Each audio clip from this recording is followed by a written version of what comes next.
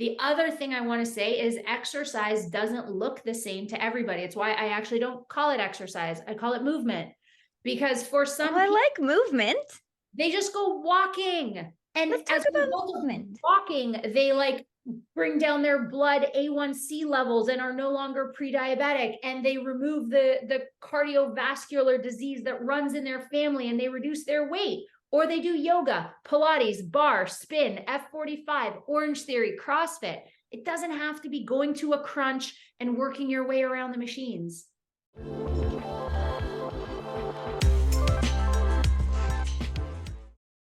Hello, beautiful souls on the other side of this podcast. We are so happy to have you back for another bomb-ass episode of High Vibin' It.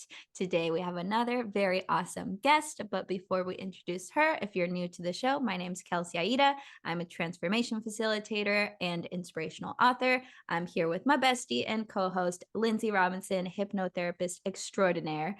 And today, our very special guest is Miss Jaime Filer, who is an online fitness trainer and published fitness model, which is cool because I don't think we've had any fitness models on the show. Last week, we had our first beauty queen on the show. Now we got a fitness model on the show. I feel like it's Filer. Is it Filer? Or is it what? How do we say?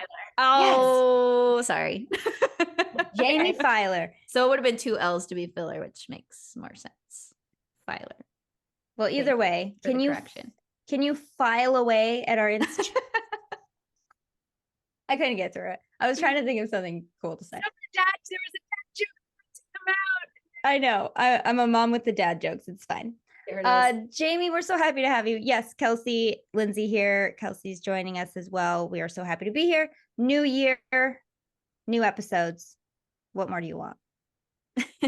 Yeah, and I think it's timely. I was just telling Jaime before we started recording that, you know, it's the new year. We're always like in our health vibes at the beginning of the year, like gonna drink more water, gonna exercise more, you know, all the goals, all the intentions, which are good.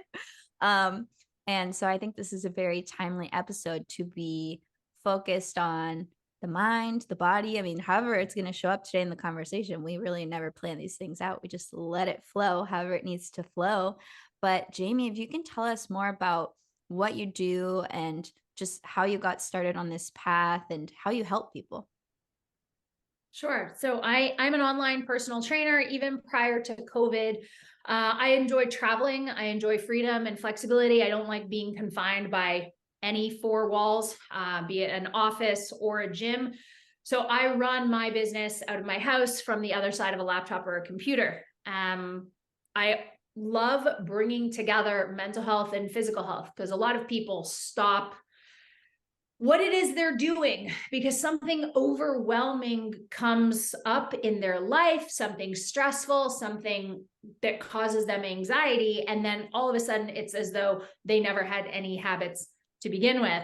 So I would honestly more consider myself a behavior modification specialist in the realm of training and nutrition than a personal trainer. But yeah, I guess essentially what I do is a little bit more than just your standard lunges and lunges. Beautiful. It's what's needed. I was just having this conversation with my husband about how, like, I mean, I don't know, of course, but I think of people that I know that go to the gym and like every day, like almost it's a religion. It's like if they don't do it, they feel off. Yeah. And as much as I would love that kind of attachment to physical exercise, it's just not me. But I respect the people in my life that I know that do that. And they also are the same people like Kelsey and my good friend Jorin, shout out, who also think that their spirit and mental health and emotional health is just as important. 100%. And we need more voices talking about that. We just do, because there's so many people that think if I look good on the outside, then it will help me on the inside. And I don't think it works that way. I think it kind of probably works the opposite. You need to feel good on the inside and then it will manifest on the outside. So having that beautiful marriage of both, if I may use marriage of both, is such a good thing because you're not ignoring one to benefit the other, which doesn't really make sense anyway, does it? No, because mind, body, soul are all one, interwoven, interconnected. Yes. And if one cog in the machine is broken, the machine doesn't run. Right. Doesn't matter which cog it is. One cog breaks the machine down. Yep. Yep. Yep. So how did you get into this? Like, how did you start on this path? What's your story? Ironically, I got started in personal training because I had an eating disorder and spent too much time at the gym. Cardio and working out in general was something I used to destroy my body at one point in my life. I started my first diet when I was 11. I got my first gym membership at 15 by lying to the... Wait, 11? Did I hear 11? Yeah, I started calorie counting at 11. Wow. Yeah, I can't even tell you what it was that got me riled up, or that feeling of not good enough, that something had to change. But it hit its peak at 15, 16 when I was hospitalized for the first time. By 18, I had 3 hospitalizations under my belt, but I was also entering into college. So I had to pick a career choice, and I was genuinely not just obsessed with, but also in love with the gym. And I wanted nothing more than for people to feel as euphoric and energized as I did. So I got my degree in kinesiology, then went on to do an extra diploma in exercise physiology, personal training, nutrition, all of it. All while after 21 starting to get healthy, using a therapist, using a social worker, talking to a nutritionist. And then you're like, hey, these things kind of work really well together. There it is. And it's because, as you mentioned, my confidence, I mean, it couldn't have been tied to what I looked like, because what I looked like, it wasn't healthy. So I was not proud of what I saw in the mirror, but at that point it didn't matter. I needed to make myself healthy inside, and then I could be healthy outside. But the training never stopped. That was the one constant. Wow. So you turned something, see, because I've heard a lot of people who they'll use it as past tense, like used to use the gym as a punishment for themselves. Oh, is that? Yes. So that sort is of something. Yeah, I mean, that's still something people do, and not just from an eating disorder perspective, but how many times have we heard someone say, I drank too much last night, I have to do extra cardio, or I ate 300 extra calories, so I'm going to burn 300 extra calories. People still use exercise and food as a reward and punishment system. Yeah. Not taking care of your body is never, it's always a reward. but food, like, we're not dogs. Food isn't the reward. Nourishing your body is a reward. Yes. Moving your body is a reward. I love that shift. There's still, I mean, I find myself in that category sometimes where I'm like, oh, I just really feel like something sugary or something chocolatey, or because I feel like it's doing something good for me. And chocolate is in Harry Potter anyway. Totally. Yeah. Harry Potter tells you chocolate will help you. Okay. but I do still have to stop myself and be like, but is it a good idea? Is it something that I'm going to thank myself for later? What could I possibly thank myself for later? Yeah. I don't always make the decision, but sometimes I do. And I think that's important. I do love chocolate, but I think just asking the question and making it a conscious choice versus just kind of operating on this subconscious thing that we keep doing of like, I get home from work, I eat a bag of chips. I wake up in the morning, I have my tons of sugar in my coffee, whatever. It's like, is this something I'll thank myself for? Or is there a better choice? Or even more than that, because what you did was essentially tie a habit to a food, right? Get home from food. Right. But what I do is, it's more people who say, I feel badly about myself. Yes. I'm going to eat this comfort food. My significant other and I just got in a fight. There is a hole in my heart. I'm going to fill my stomach instead. Yeah. That is more what I do than just, hey, how do we break the habit of like a glass of wine with dinner? You know what I mean? Yeah. So you're basically bringing people to realize the sponsoring energy behind their actions. Like, are you going to the gym from fear? Are you going to the gym from hating your body? Or are you going to the gym to nourish your body because you choose to feel happy and energized today? Are you picking up that, let's say, donut donut came to me. That was the visual. So maybe a lot of donut lovers out there. No shame. I love a good donut every once in a while. Maybe are you going for the donut because you're having a bad day? You need that comfort food. Are you conscious of that? Like, is this soul food? Do you know that? Are you doing something detrimental? Like, I think it's really brilliant and important, the work that you do, because a lot of people don't understand why they are doing or not doing certain things. They don't And stop to ask the questions. an example that can support your not argument but your teaching of, you know, knowing why you're doing things and how that can be beneficial. Like, I used to go to the gym to change my body. So a little bit of background: I used to be a ballerina, and I'm naturally very slender and I have long limbs. So in the ballet world, I was blessed by the gods, right? I didn't have to change nothing. I was perfect. My teachers praised me. They were like, we're going to use this body, work it to the ground. It's perfect. It was made for this. But eventually I was injured. I couldn't be a professional dancer, blah, blah, blah. Fast forward into my adulthood, being so slender, and I always had hypermobility too, so I was getting injured all the time. I'm not someone to put on a lot of muscle. Like, a Kim Kardashian booty is not going to find this body like in any probably way naturally. Well, it won't find anyone's body naturally because her butt's not natural. But Facts. But a big butt is like not in my destiny of my body's physical makeup.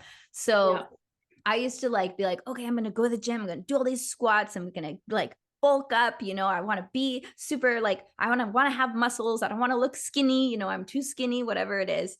And once I realized that I was doing that for so long, I was like, man, I'm really going to the gym because I hate myself. Like, I hate how I look. This is terrible. And once I realized that, I was like, okay, I'm promising to myself that the only way I'm going to allow myself to go to the gym is when I'm doing it from a space of self-love and nourishment. So if I have an impulse to go to the gym and it's not with that intention, I'm not going to let myself go.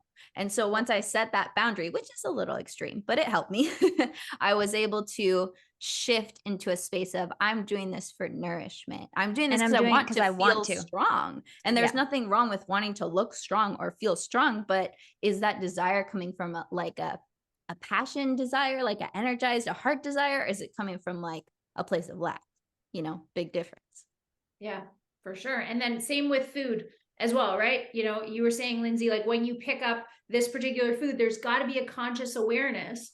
How will this food make me feel, right? It's almost like you got to Marie Kondo it and you hold it up and say, does this bring me joy? Right? And or how will I feel after eating this? Right? Bless Marie Kondo. We just Marie Kondo everything now. And I love it. We should. But I think not enough people Marie Kondo their fridges. Right? How does this food make me feel? What is the emotion? Why do I even have this food in the fridge? And why? Yeah. Why does it make me feel this way? You know, go as deep as you can with it, because when you start to know the mechanism behind your decisions, you learn about yourself, number one, and number two, you gain that knowledge to be able to make a better decision if the need be, if the need arises, you know. So agreed. It's all about the awareness. And once you have the awareness, you can choose again, right? But it's without the awareness that you don't have the choice points, because if you're just doing things out of habit, if you're doing things from your subconscious impulses, like you don't have the pause moment to be like, do I want to keep doing this or do I want to do something better? Right. There's no time for the Mel Robbins 5-second rule before you make that decision to grab the donut, the piece of chocolate. Right. But so I think, you know, to an extent, a lot of us as human beings, cave person, we act on impulse, right? So can I blame you for reaching for the donut? No, I have to untrain that. But one thing that I try to get started in my clients is if we can't control the before, let's control the after. Immediately consuming that food. What's going through your mind? How's your body feeling, right? I call it a mood food journal, but it's taking a page from nutritional psychology. As soon as you have the donut, what are you thinking? Is your brain clear? Is it foggy? Is it like translucent? How's your stomach? How's your digestion? How's your motility the next day?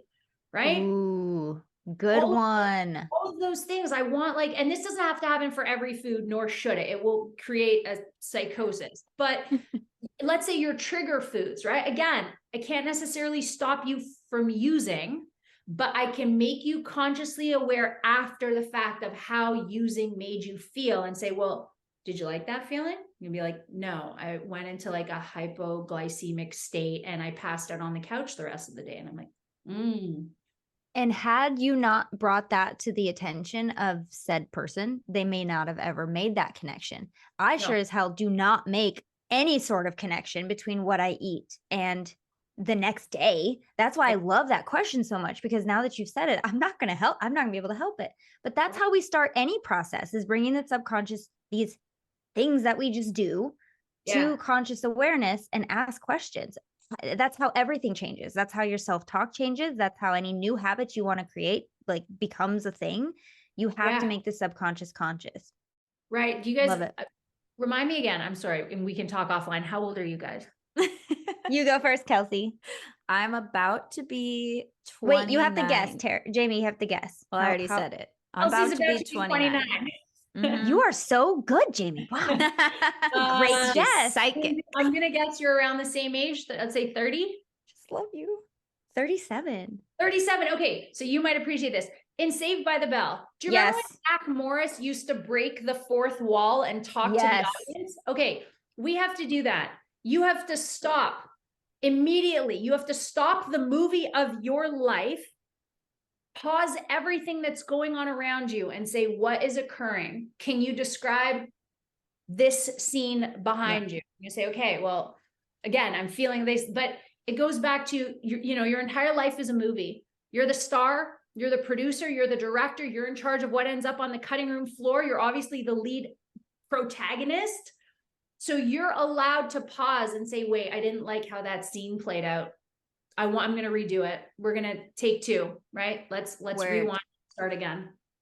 Take two. Choose or in again. Some cases, 4. You can choose again. 5. And you can be born again in any moment. Can I give a success story of myself that people will be inspired by? Yeah. Okay, so I've been a picky eater my whole life, to the point of like being low-key malnourished, that I didn't know that I was like malnourished, because I always looked healthy, even though I was skinny, but I'm just naturally skinny. My whole family is. But like, it was bad. Like, I was surviving off of noodles, butter, Parmesan, popcorn, like everything that has no nutritional value. Okay, for the majority of my life. And when I was in my teens, the best the doctor could give me was like, okay, if you're gonna only eat noodles, like at least eat some chicken with it, like at least eat some protein with it. They never said anything about vegetables. They just said, at least eat some protein with it. So I was like, okay, I don't like it, but like, whatever, I'll do it. But it wasn't until recently, when I've been struggling with some cervical dysplasia issues, which I haven't even shared on the podcast before, but I will, because I think this will be liberating for some people. So some lady problems down there. And luckily I met this angel named Kyung, who's my nutritionist now, at one of my retreats that I host. She was one of my clients there. And I was telling her, I was like, oh, I keep like struggling with this HPV drama. Like, they want to cut it out of me. They want me to get this leak procedure. It's terrible, blah, blah, blah. And she's like, well, if it's been getting worse, probably your body doesn't like what you're feeding it. And I was like, ugh. What a freaking statement. Dude, I know, but I can't change. Like, I had this belief, and what like, a worse statement to say to Kelsey. I'm a picky eater. I'm cursed with the Raldi's curse of picky eating. Like, this runs in my family. Like, this is who I am. Like, it was so deep in me that I just didn't have like hope. Then I meet this woman. She looks me in the eye. She's like, you got to change or it's going to get worse. I'm like, you're right. Doing it for my cervix. I'm going to change my diet. And she told me, she's like, it only takes like 2 weeks of eating a lot of vegetables for your taste buds to change. And then if you can do that, like, you'll be on a better path. And I was like, okay, I can do anything for 2 weeks, right? Like, 2 weeks, I got this. No cereal, no pasta, lots of veggies, even though I think they taste horrible, lots of everything good, lots of bone broth, whatever. And I did it. And now I don't get hangry. I don't get tired. I don't crave noodles. I don't crave cereal. I'm eating the best I've ever eaten in my whole life. My skin is freaking glowing. My dysplasia is probably disappearing by the day, even though I don't have an up-to-date status on that way of measuring it. But all that to say, like, sometimes one, you need the right motivator, which can be a health scare, right? Like, you had to go through your episode of your disorder, and I had to go through this in order to change. But the beauty of it is that like you can, no matter how fixed you are in your habits, let me be an example that no matter how hard or scary or crazy it seems to change and do better, you can do it. Let's let everybody ask themselves right now, if you had to answer yes or no, does your body like or dislike most of the things you feed it? What an amazing question, or, just statement to just kind of stop and be like, hold on, if I had to answer, most of us would probably say, yeah, probably not, because you're And feeding we your can't brain, just talk about not taste, your body. because I think a lot of people who want to be like hard about this question would say, oh, my body likes it because it tastes good. No, That's not, no. Your body likes it because you taught it to like it. term. Okay. To and that accept it, is yeah. linked to a lot of different things besides your taste buds. You could like something because that's tied to a happy memory. Birthday cake. True. Hello. Just as an aside, Kelsey, you don't like vegetables, but you love working out. I love vegetables, but I hate. Could you imagine if we joined forces? Well, now I like could both. you imagine? So I think I have joined forces. So I need you to With join yourself. my force and like working out. I know. And then we'll be whole and complete together. Workout thing. I'm just, you know what it is? You know what it is? I just don't like being tired. It's just, I'm so tired after I work out. And I know I'm going to be help tired, her which out. is probably an affirmation. Can you please, Yeah, can you coach her through this? Because look, she's been look allergic I'm gonna to tell you exercising something. ever since I've known her. Allergic. Before you've known me, okay? I got so mad at my gym teacher. I have to run the mile. At least when I was a kid, you had to run the mile in school. And he goes, why aren't you running? You're walking with all my friends, because we were in high school. And I go, I'm healthy. Look at me. I'm healthy. I've weighed under 100 pounds my whole life. He goes, just because you're skinny doesn't mean you're healthy. And I was like, oh, I got so salty with him. And I was like, how dare you, sir? But I knew he was right. And I've never forgotten it. My biggest problem is like, I don't see what benefit I could directly get from it. Because most people want to like be more muscular. I don't care. Most people want to like be stronger. I don't care. Most people want to like be more limber. Don't care. Like what could I care about that would be my motivation? You know what I mean? Well, the question is, what do you care? I mean, yes, healthy, great answer. But the question is why? Why is health important? Serious question. Like, why is your health important to you? Health for me is important.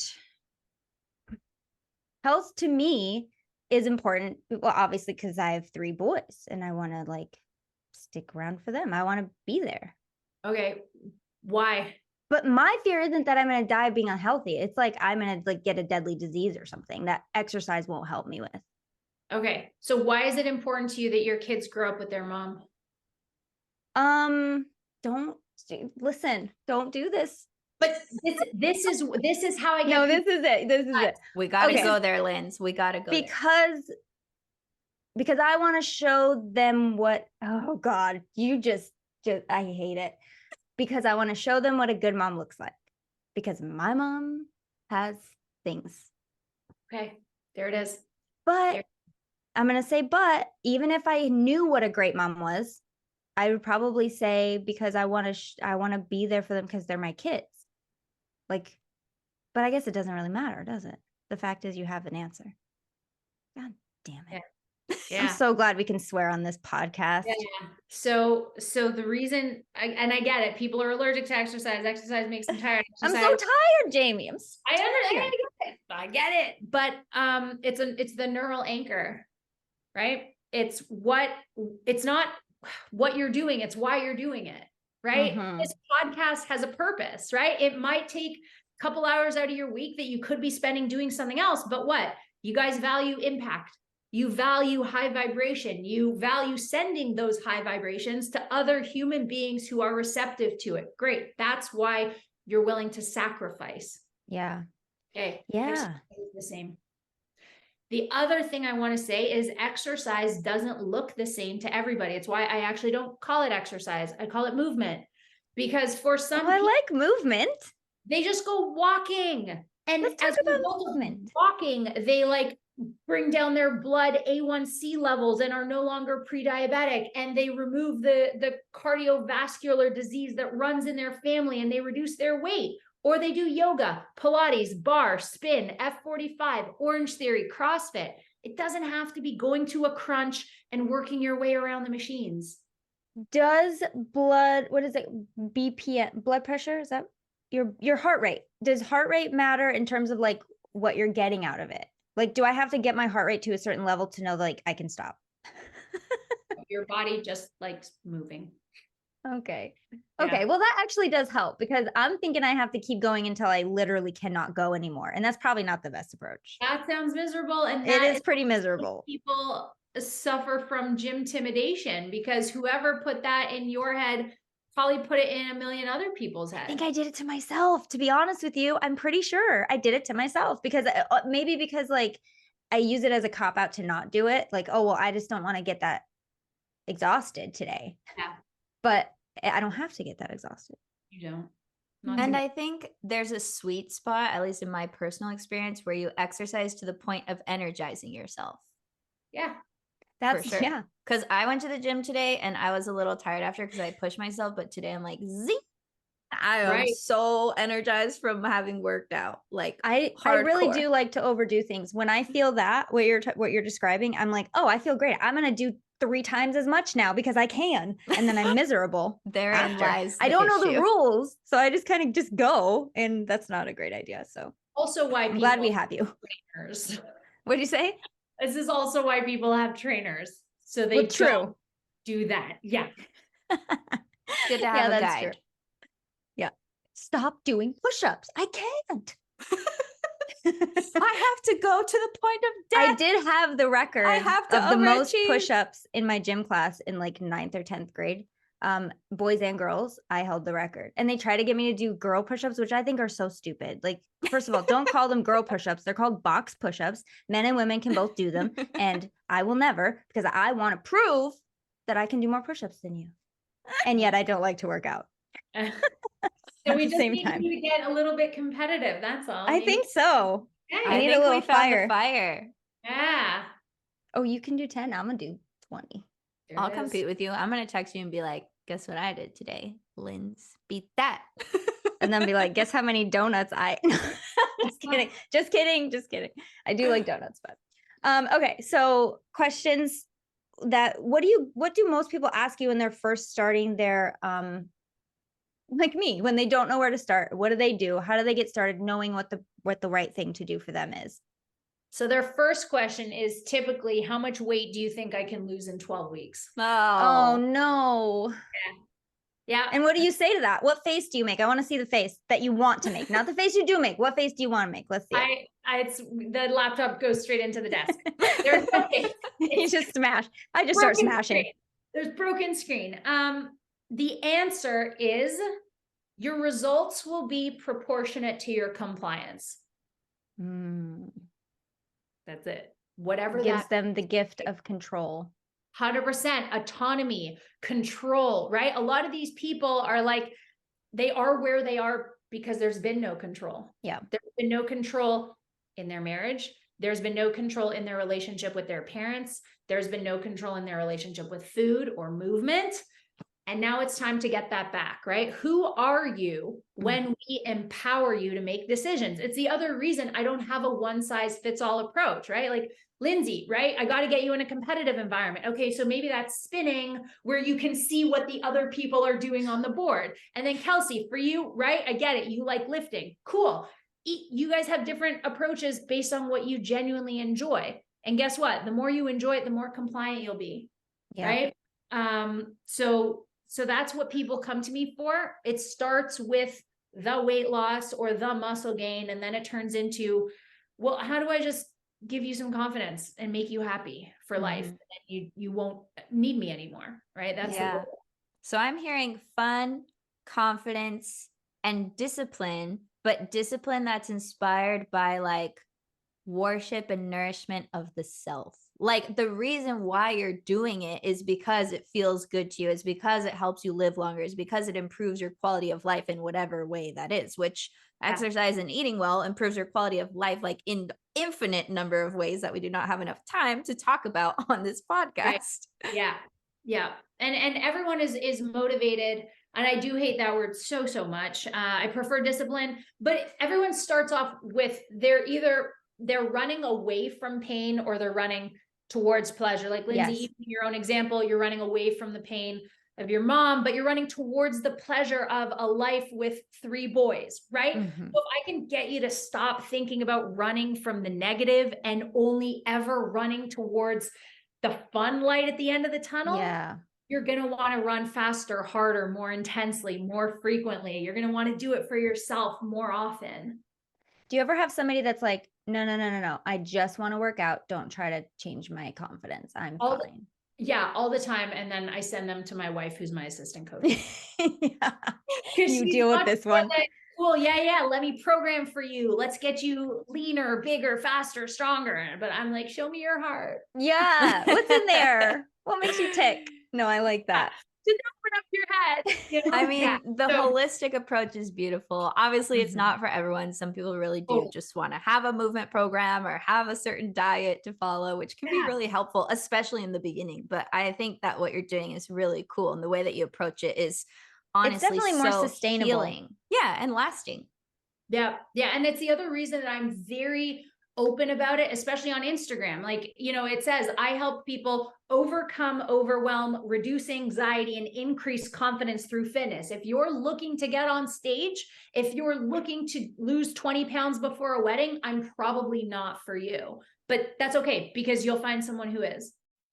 Hey there. We hope you're enjoying this episode so far, but if you want to listen to the whole thing, we're going to invite you over to our podcast. Either search for High Vibing It on iTunes, Spotify, wherever you guys listen to podcasts, or even better, if you want to watch the extended video version of this episode that's even longer than the actual podcast itself, head over to our Patreon at patreon.com/highvibe. Lindsay, tell them what's awesome about the Patreon. Patreon is where we have all of our extended episodes. As Kelsey said, we have it on video, so you can actually see the things that we're talking about. Sometimes we have visual aids, and it's nice to know what we're talking about. We also have hangouts that we do sometimes that are exclusive to Patreon people. And you can get started with all of this and bonus content and everything that we have only for the Patreon people for as little as $3. I think it's $3.33 a month. And that's it. And you guys can get all the benefits and all access to everything that we put in there. Really Yeah. cool. It's really cool, really fun, super easy to join. And you guys don't even have to do that to finish this episode. If you're like, screw it, I don't want to pay any money, I just want to hear the rest of this episode, go to our podcast, High Vibing It, search for it wherever you listen. It's totally free. Either way, enjoy the rest of the show wherever you choose to enjoy it. And we will see you guys next week because we do a new one every week. Adios. Bye.